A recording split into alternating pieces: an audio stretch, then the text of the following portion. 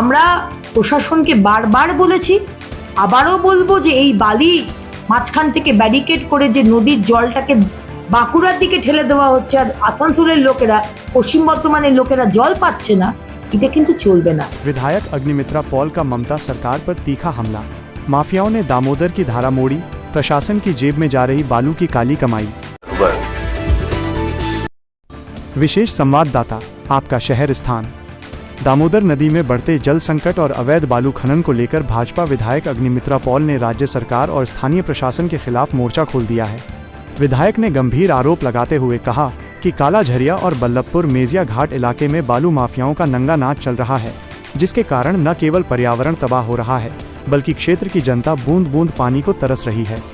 Agnimitra Paul ने खुलासा किया कि अवैध उत्खनन की वजह से ही काला झरिया में पेयजल पाइपलाइन का पिलर ढह गया है, जिससे हजारों घरों की जलापूर्ति ठप हो गई है। उन्होंने सबसे बड़ा प्रहार हिंदुओं की आस्था पर किया और बताया कि क्षेत्र के सबसे बड़े श्मशान घाट बल्लभपुर के मेजिया घाट पर माफियाओं ने नदी की प्राकृतिक धारा को ही मोड़ दिया है।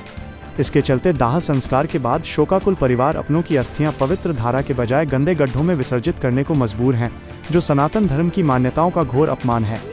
विधायक ने सीधे तौर पर पुलिस प्रशासन और तृणमूल कांग्रेस के नेताओं पर मिलीभगत का आरोप लगाते हुए कहा कि थानों तक मोटी रकम पहुंचाई जा रही है, जिसके संरक्षण में यहां का बालू अवैध रूप से कालीघाट और शांति निकेतन भेजा जा रहा है।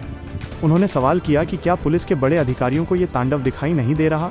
अग्निमित्रा पॉल ने चेतावनी दी है कि यदि इस अवैध सिंडिकेट और भ्रष्टाचार पर तुरंत लगाम नहीं कसी गई तो प्रशासन को जनता के भारी आक्रोश का सामना करना होगा। পাচ্ছি না তো আজকে সেই কারণে নদীগুলোকে শেষ করে দেওয়া হয়েছে। দামোদর থেকে বালি তুলে তুলে দামোদর নদীকে শেষ করে দিয়েছে।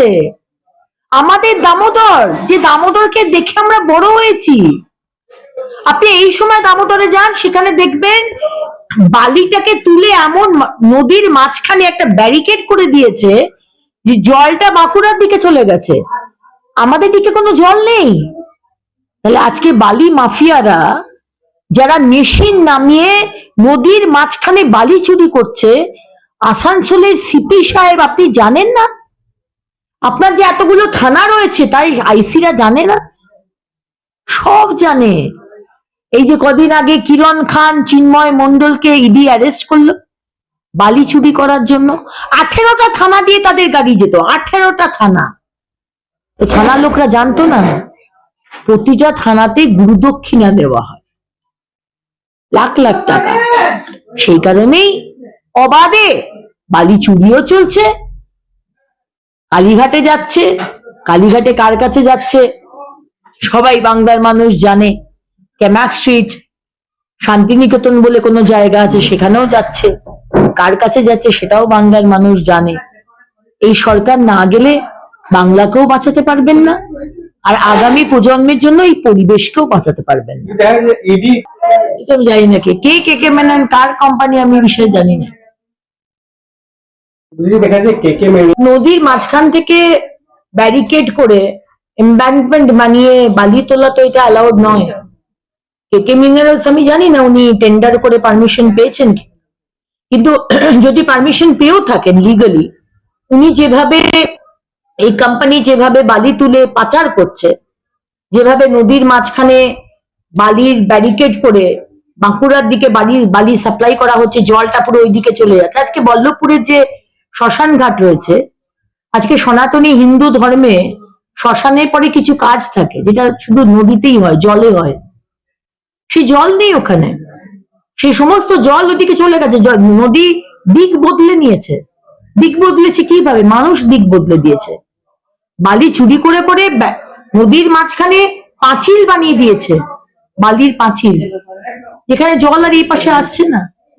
মোদী সরকার 2026-এ আসবে, তারপরে এই যে বিষয়গুলো, প্রথমত তো জল সাপ্লাই করা, দামোদর থেকে বালি তোলা যাবে না।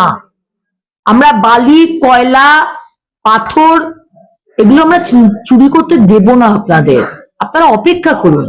আর যারা চুরি করেছেন আপনাদের কিভাবে শাস্তি দিতে হয় সেটাও আমরা দেখে নেব।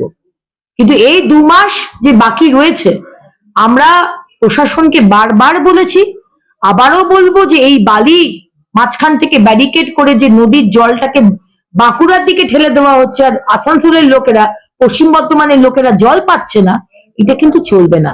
এটা প্রশাসনের দেখার দায়িত্ব, কিন্তু প্রশাসন কাটমানি খাচ্ছে, বালি থেকে কাটমানি, সিন্ডিকেট থেকে কাটমানি, সব পৌঁছে যায় সমস্ত নেতা মন্ত্রীদের কাছে, সমস্ত থানাতে, সবার কাছে কিন্তু দক্ষিণা পৌঁছয়।